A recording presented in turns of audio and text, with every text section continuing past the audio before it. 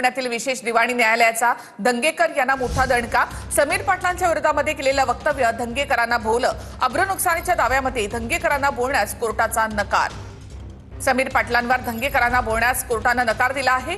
दंगेकरांनी पाटलांच्या विरोधात पुरावे नसताना वक्तव्य करू नये असं कोर्टाने म्हटलंय।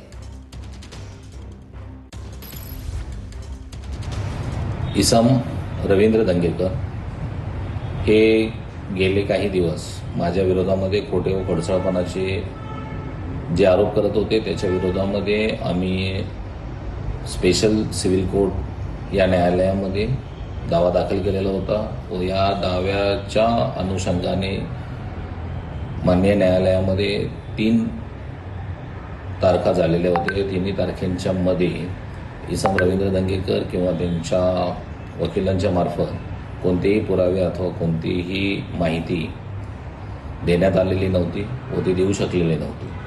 आम्ही इसम रवींद्र दंगेकर याने केलेल्या वक्तव्यावरून, मानहानीच्या वक्तव्यावरून, अब्रू नुकसानीच्या वक्तव्यावरून जे काही पुरावे आम्हाला कोर्टाच्या समोर निदर्शनास आणून द्यायचे होते ते माननीय न्यायालयाच्या समोर आम्ही निदर्शनास आणून दिलेले आहेत व त्या अनुषंगाने माननीय न्यायालयाने इसम रवींद्र दंगेकर यांना इथून पुढे समीर पाटील यांच्या विरोधामध्ये हा दावा सुरू असोस तोपर्यंत कोणतेही वक्तव्य करायचे नाहीत अशा कडक शब्दामध्ये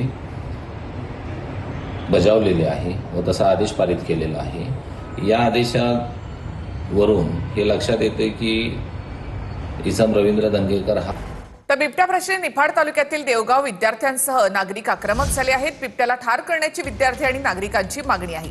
देवगाव फाटामध्ये गेल्या 3 तासांपासून रास्ता रोको आंदोलन सुरू आहे। बिबट्याला ठार मारत नाही तोपर्यंत शाळेमध्ये न जाण्याचा विद्यार्थ्यांचा पवित्रा आहे।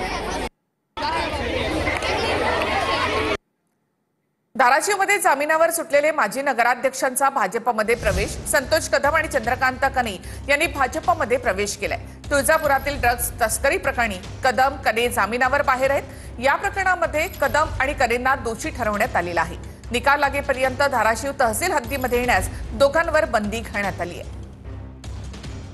कसं असतं, एखाद्यानं कमरचं सोडून जर डोक्याला बांधायचं ठरविलं तर काय होतंय, मला वाटतं हे या पक्ष प्रवेशावरनं दिसतंय। आणि तुळजापूर शहरातील सगळ्या नागरिकांच्या पण हे लक्षात आलं असेल की नेमकं याच्या पाठीमागं कोण होतं, ह्याला कुणाचा राजाश्रय होता आणि कोणाच्या आशीर्वादानं ड्रग्ज सारखं व्यसन आणि त्या व्यसनाच्या माध्यमातून आपली पुढची पिढी अक्षरशः बर्बाद करायचं षडयंत्र होतं हे आता तुळजापूर वासियांच्या लक्षात आलं असेल। आता ड्रग्स वाले आहेत, माफिया आहेत, बुकी आहेत, यांच्यासाठी नवीन मशीन आणलेली आहे त्यांनी आणि त्या मशीनमध्ये ते घालतायत।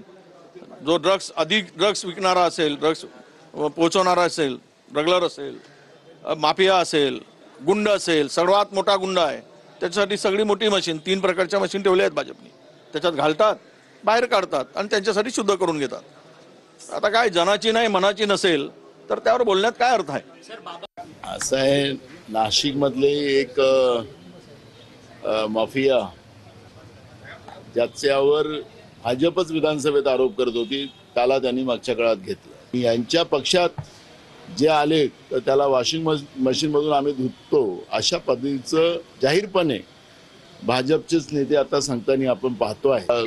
कुठल्याही जिल्ह्यात ही जी माफिया वृत्ती जी आहे ही पक्षामध्ये घेऊन त्यांना सत्तेचा मार्ग द्यायचा हा जो भाजपचा प्रयत्न आहे। आणि म्हणून आता महाराष्ट्रामध्ये आपण पाहतोय की मोठ्या प्रमाणात महाराष्ट्र कुठं नेऊन ठेवला अशा पद्धतीचं लोकांचं जे मत आता